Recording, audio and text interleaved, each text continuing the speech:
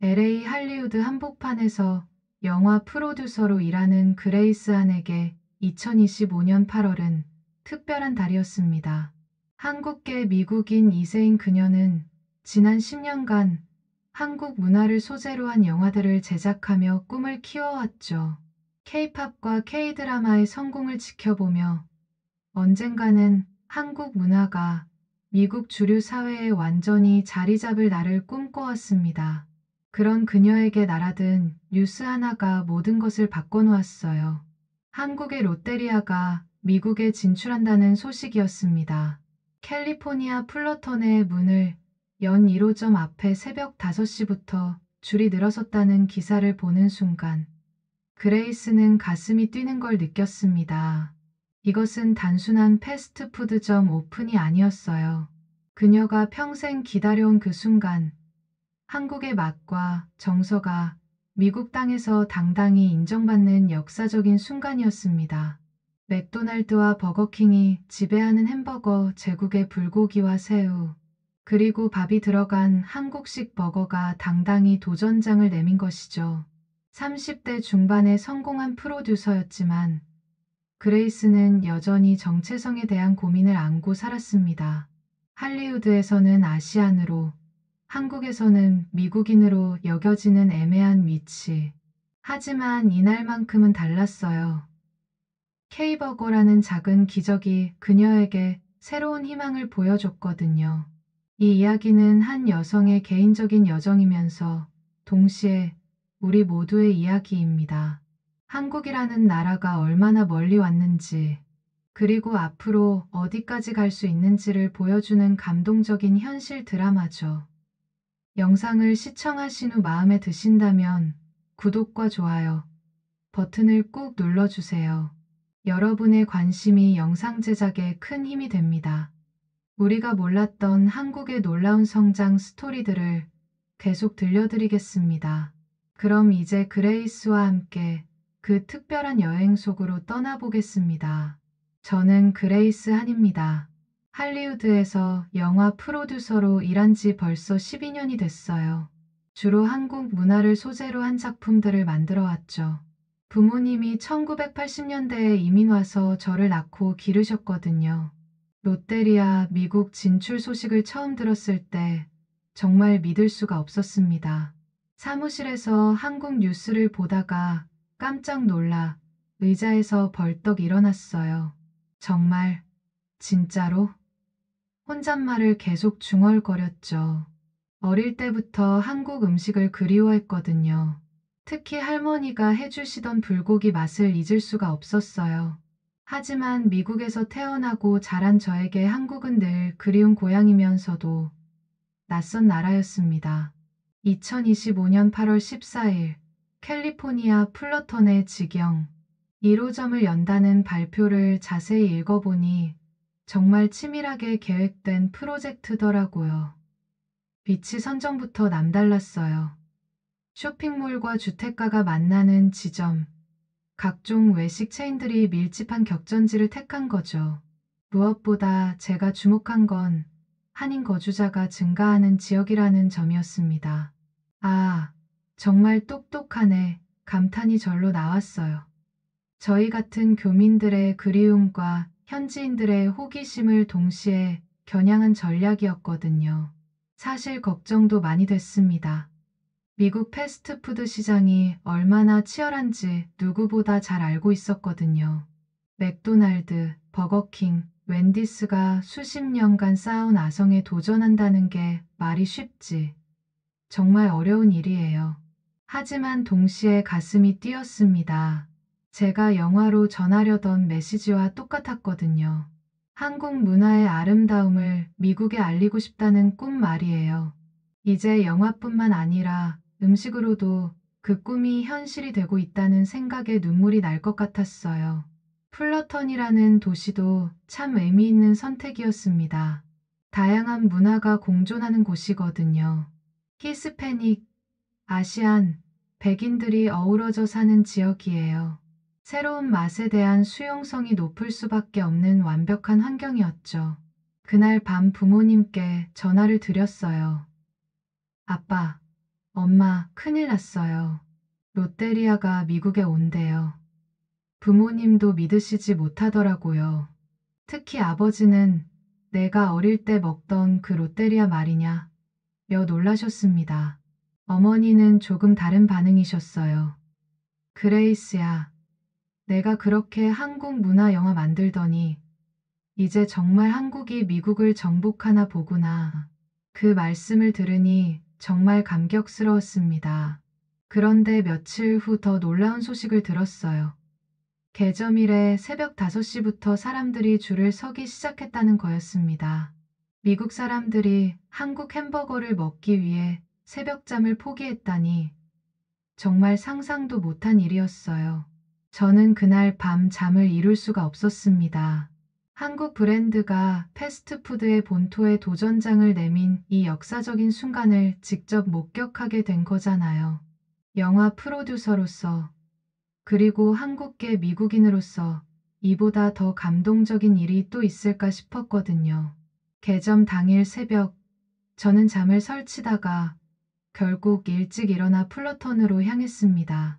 직접 그 역사적인 순간을 목격하고 싶었거든요. 오전 7시쯤 도착했는데 이미 길게 늘어선 줄을 보고 깜짝 놀랐어요. 새벽 5시부터 줄을 섰다는 이야기를 들었지만 실제로 보니 더욱 감동적이었습니다. 정말 다양한 사람들이 와 있었어요. 젊은 친구들, 중년 부부, 심지어 할아버지, 할머니들까지요. 한백인 중년 남성에게 다가가 물어봤어요. 왜 이렇게 일찍 오셨나요? 그분이 웃으며 대답하더군요. 한국 드라마를 보면서 한국 음식에 관심이 생겼는데 이제 햄버거로도 한국 맛을 경험할 수 있다니 정말 기대돼요. 그 순간 가슴이 뭉클했습니다.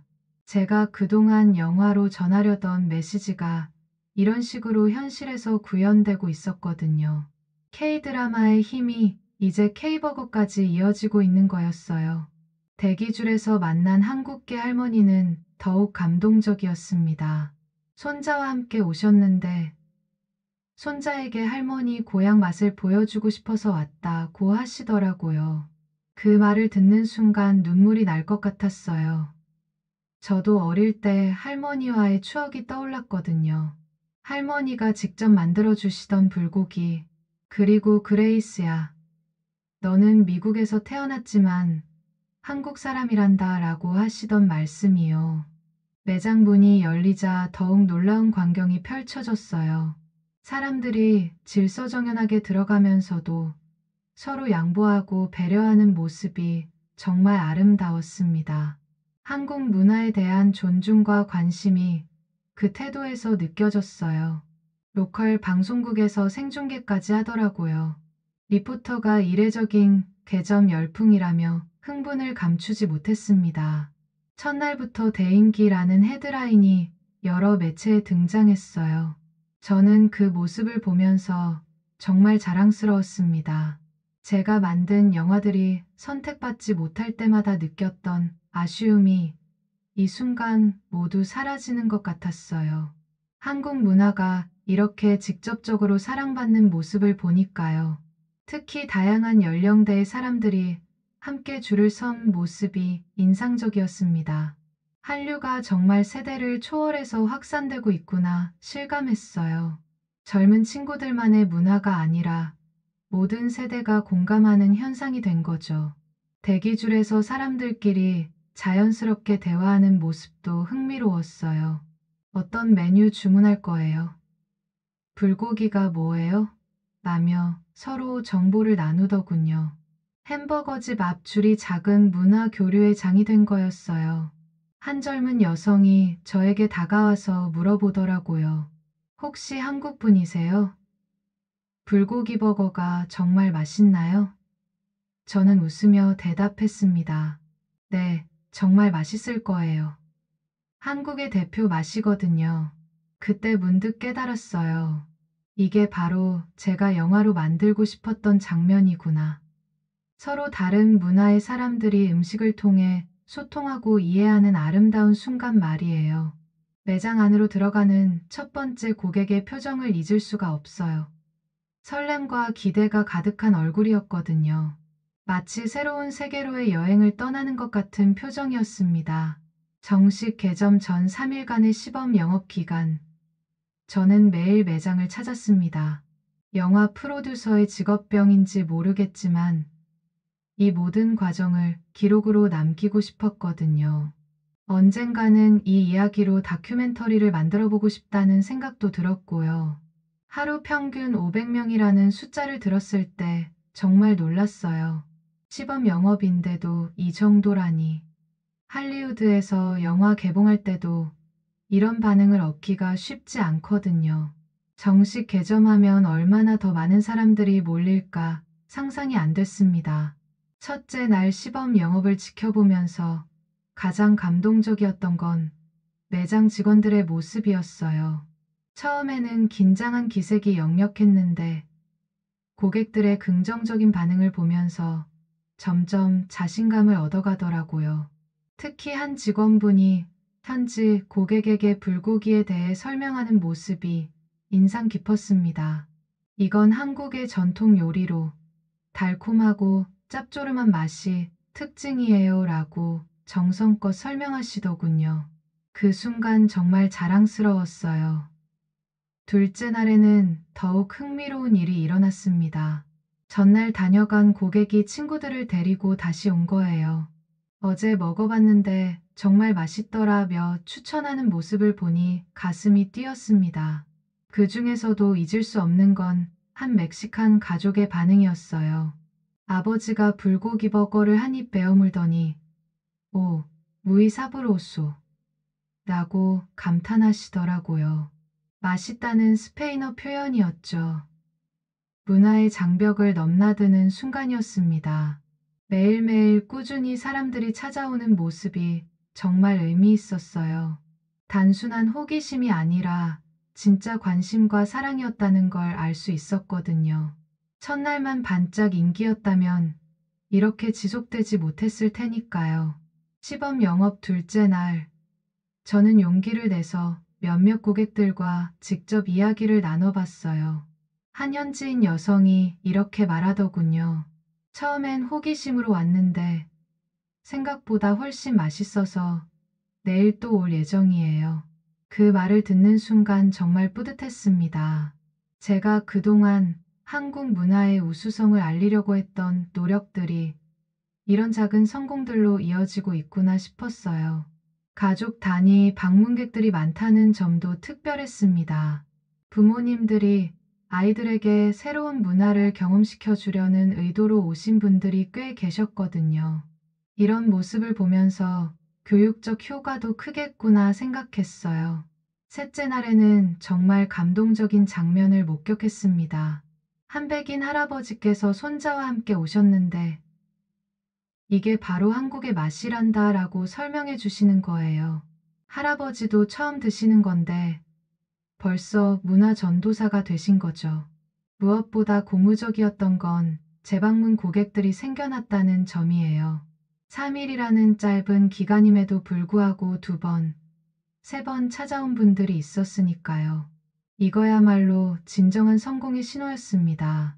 한 젊은 남성은 저에게 이렇게 말하더군요. 한국 드라마 보면서 불고기가 뭔지 궁금했는데 이제 알겠어요.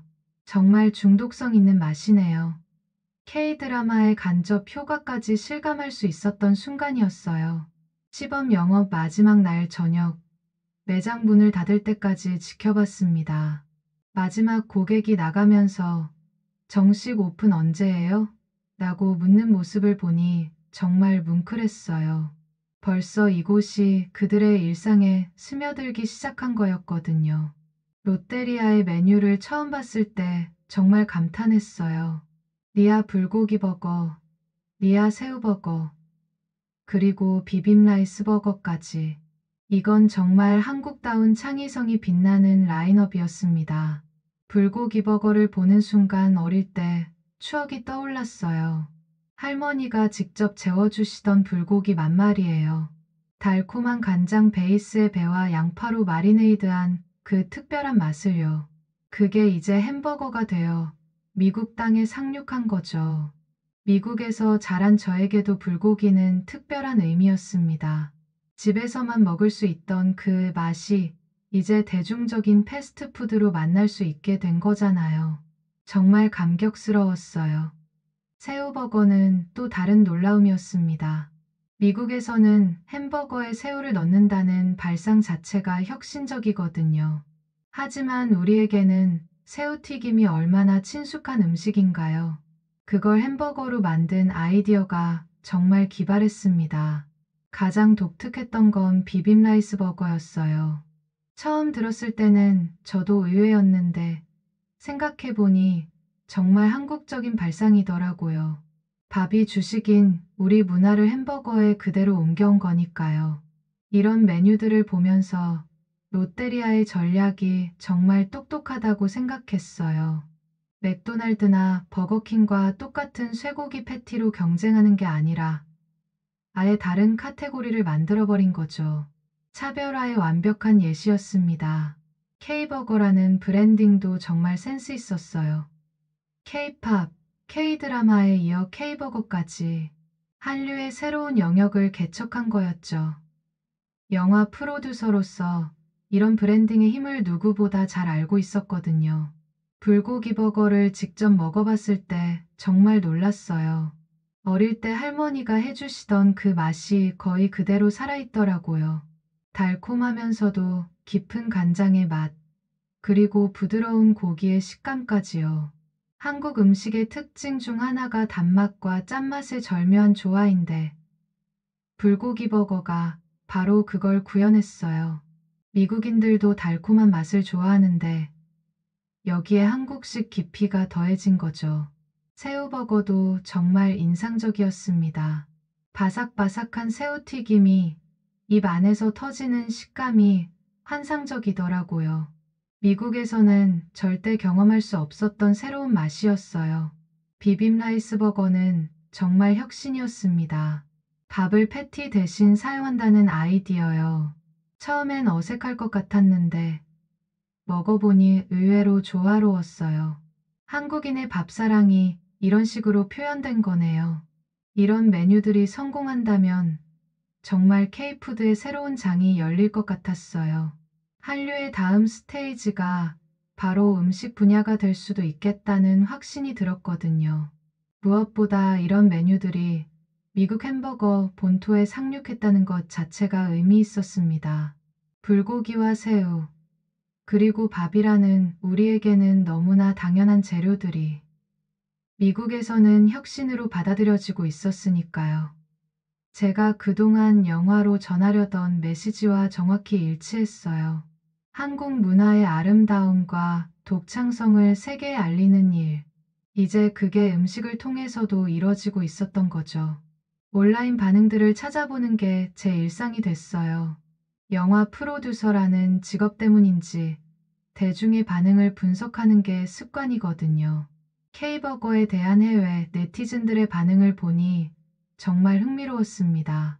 가장 감동적이었던 댓글 중 하나는 옛날 롯데리아 정말 맛있었는데 이제 미국에서도 먹을 수 있겠네요 였어요. 해외에서도 롯데리아에 대한 추억을 가진 분들이 있었던 거죠. 이런 댓글을 보면서 브랜드의 힘을 새삼 실감했습니다. 새우버거에 대한 반응이 특히 뜨거웠어요. 새우버거 최고다라는 댓글이 여러 개 올라왔더군요. 미국에서는 정말 보기 드문 메뉴니까 호기심과 관심이 클 수밖에 없었던 것 같아요. 저를 가장 감격시킨 댓글은 이거였습니다. 미국인들도 강한 맛을 좋아하니까 한국 버거와 잘 맞을 것 같다. 이런 분석적인 댓글을 보면서 해외에서도 한국 음식의 특성을 정확히 이해하고 있구나 했어요. 교민들의 반응은 더욱 뜨거웠습니다. 추억의 브랜드가 돌아왔다면서 반가워하는 분들이 정말 많았어요. 저처럼 고향을 그리워하는 마음들이 댓글 하나하나에 고스란히 담겨 있더라고요. 한 교민분의 댓글이 특히 기억에 남아요. 아이들한테 엄마 어렸을 때 먹던 햄버거 맛을 보여줄 수 있겠어요. 이런 댓글을 보니 정말 가슴이 뭉클했습니다. 문화의 전승이라는 관점에서도 의미가 있었거든요. 현지인들 중에서도 한국 문화 팬들의 반응이 좋았어요. 드라마에서 봤던 한국 음식을 햄버거로 만나다니 너무 신기해요 라는 댓글도 있었고요. K-드라마의 간접 효과를 실감할 수 있었습니다. 젊은 세대들의 반응이 정말 열광적이었어요.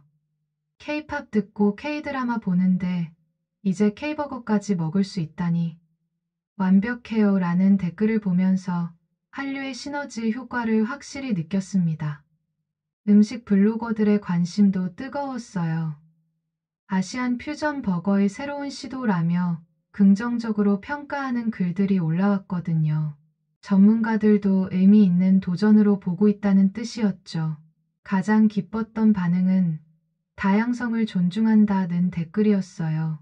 미국이라는 나라 자체가 다양한 문화의 용광로인데 한국의 독특한 메뉴들이 그 다양성에 기여한다고 보는 시각이었거든요. 이런 긍정적인 반응들을 보면서 정말 뿌듯했습니다.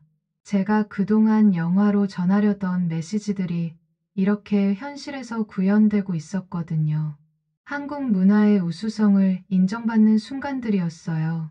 특히 우리 동네에도 생겼으면 좋겠다는 댓글들이 여러 개 올라온 걸 보니 정말 관심이 크구나 싶었어요. 확장 가능성에 대한 기대감까지 느껴졌습니다. 해외에서도 한국식 메뉴의 차별성을 인정하는 분위기였어요.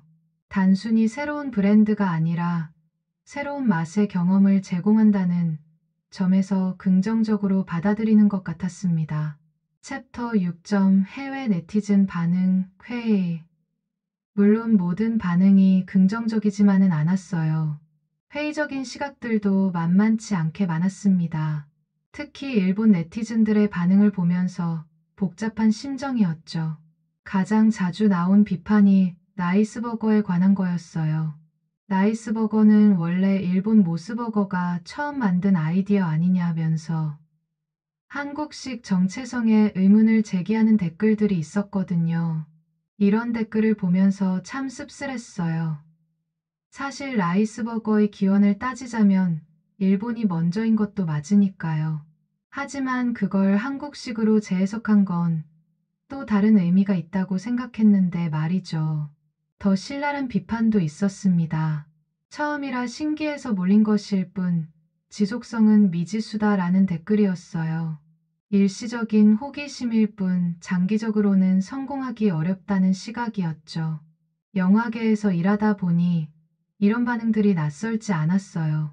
새로운 시도에는 항상 회의적인 시각이 따르기 마련이거든요. 하지만 그래도 아쉬운 마음은 어쩔 수 없었습니다. 일본 네티즌들 중에서는 일본에서는 이미 쇠퇴했는데 왜 이제 와서 미국에 진출하느냐는 댓글도 있었어요. 타이밍이 늦었다는 비판이었죠. 하지만 저는 생각이 달랐어요. 오히려 이런 비판들을 보면서 다른 관점이 떠올랐거든요. 비판이 나온다는 것 자체가 K버거가 국제적 관심을 끌었다는 방증 아닐까 하고 말이죠. 특히 일본 네티즌들의 견제가 심하다는 건 역설적으로 한국 브랜드의 존재감이 커졌다는 뜻으로 해석할 수 있었어요. 무시할 만한 상대라면 굳이 이렇게 신경 쓰지도 않았을 테니까요. 냉소적인 댓글들도 꽤 있었습니다. 그냥 마케팅 이벤트일 뿐이라거나 곧 망할 것이라는 식의 부정적 전망들이었어요. 이런 반응들을 보면서 아쉬웠지만 동시에 이해도 됐어요. 하지만 흥미로웠던 건 이런 부정적 댓글들에 대한 반박도 많이 올라왔다는 점이에요. 한국 음식이 얼마나 인기인지 모르나라는 식의 옹호 댓글들이 붙더군요. 일부 네티즌들은 한국과 일본의 경쟁 구도로 프레이밍하려고 했어요. 또 한국이 일본을 따라한다는 식으로 말이죠. 하지만 저는 이런 시각이 좀 편협하다고 생각했습니다.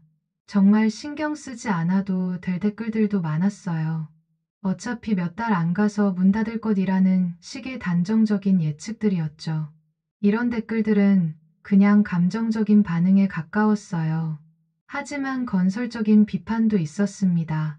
한 네티즌은 메뉴의 현지화가 더 필요할 것 같다며 구체적인 개선점을 제시하기도 했어요. 이런 댓글들은 오히려 도움이 되는 피드백이었죠. 가장 아쉬웠던 건 선입견에 기반한 댓글들이었어요. 실제로 먹어보지도 않고 맛없을 것이라고 단정하는 경우들 말이죠. 하지만 이런 반응도 어느 정도 예상할 수 있는 일이었습니다. 가장 복잡한 감정을 불러일으킨 논란 중 하나가 롯데의 정체성 문제였어요. 일본 네티즌들이 롯데는 원래 일본 기업이다라고 주장하면서 시작된 논쟁이었습니다. 이 주장을 처음 봤을 때 정말 당황스러웠어요. 한국계 미국인으로서 정체성 문제에 늘 민감했던 저에게는 더욱 복잡한 이슈였거든요. 롯데의 역사를 보면 정말 복잡한 면이 있으니까요. 1948년 일본에서 설립됐고 1967년에 한국에 진출한 기업이죠. 하지만 현재는 한국의 대표적인 대기업 중 하나가 됐고요. 이런 상황에서 기업의 국적을 어떻게 정의해야 할까 고민이 됐어요. 한국 네티즌들의 반박도 만만치 않았습니다. 현재는 한국 롯데가 독립적으로 경영하고 있다며 강력하게 맞섰어요. 지금의 롯데홀딩스는 한국 기업이라는 주장이었죠. 저 개인적으로는 이런 논란을 보면서 묘한 기분이었어요. 미국에서 태어났지만 한국 문화에 자부심을 갖고 사는 저와 비슷한 상황이라는 생각이 들었거든요. 중요한 건 현재 롯데리아의 미국 진출이 한국 법인에 의해 이뤄졌다는 점이었어요. 한국의 롯데지아레스가 주도한 사업이었거든요. 그렇다면 이건 분명 한국 기업의 해외 진출로 봐야 하는 게 맞죠.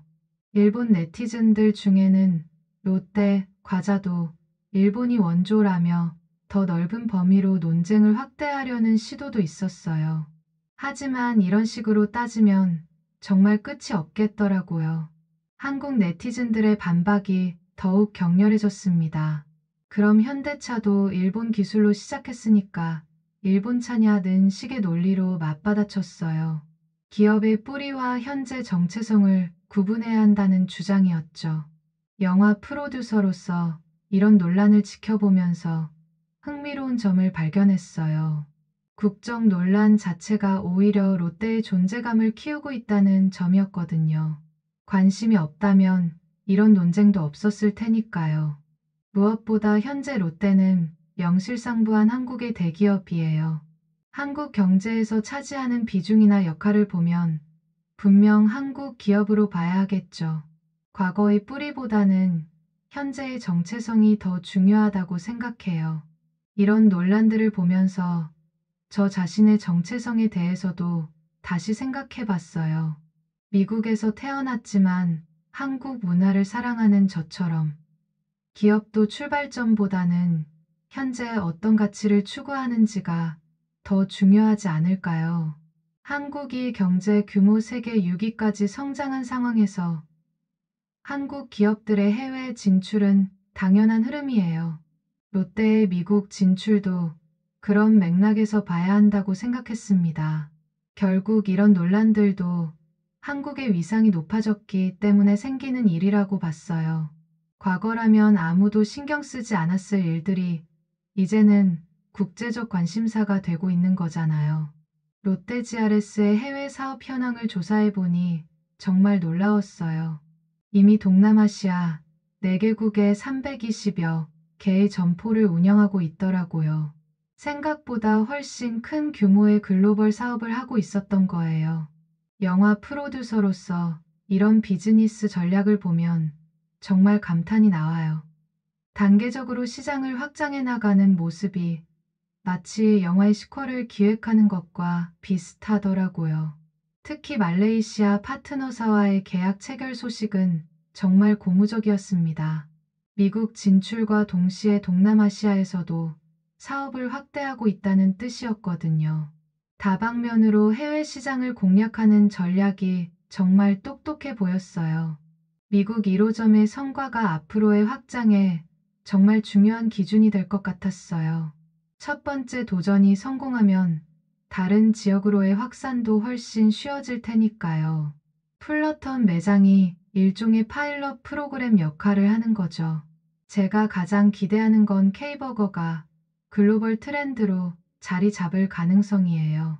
K-팝과 K-드라마가 전 세계를 강타했듯이 이번엔 K-푸드의 새로운 장이 열릴 수도 있겠다는 생각이 들었거든요. 한류의 다음 무대가 글로벌 외식 산업이 될 수도 있다는 전망이 정말 흥미로워요. 음악과 드라마로 시작된 한류가 이제 일상의 영역인 음식까지 확산되는 거니까요. 롯데 GRS의 글로벌 사업 확대 계획을 보니 정말 야심적이더군요. 단순히 몇 개 매장 늘리는 수준이 아니라 본격적인 글로벌 브랜드로 키우겠다는 의지가 느껴졌어요. 동남아시아에서의 성공 경험이 미국 진출에도 큰 도움이 될 것 같았습니다. 이미 해외 시장에서 현지화 노하우를 쌓았을 테니까요. 그런 경험이 미국이라는 더 큰 시장에서도 충분히 활용될 수 있겠죠. 무엇보다 한국 브랜드가 동남아를 넘어 미국, 그리고 전 세계로 뻗어나간다는 상징적 의미가 크다고 봤어요. 한국의 경제력과 문화적 영향력이 동시에 확인되는 순간이었거든요. 미국 진출이 성공하면 유럽이나 다른 지역으로의 확산도 충분히 가능할 것 같았어요. 글로벌 프랜차이즈로서의 가능성을 보여줄 수 있을 거라고 확신했습니다. 가장 흥미진진한 건 K버거가 어디까지 성장할 수 있을지 모른다는 점이에요. 언젠가는 맥도날드나 버거킹처럼 전 세계적인 브랜드가 될 수도 있지 않을까 하는 상상을 해봤거든요. 한국이 이제는 문화를 수출하는 나라가 됐다는 걸 정말 실감했습니다.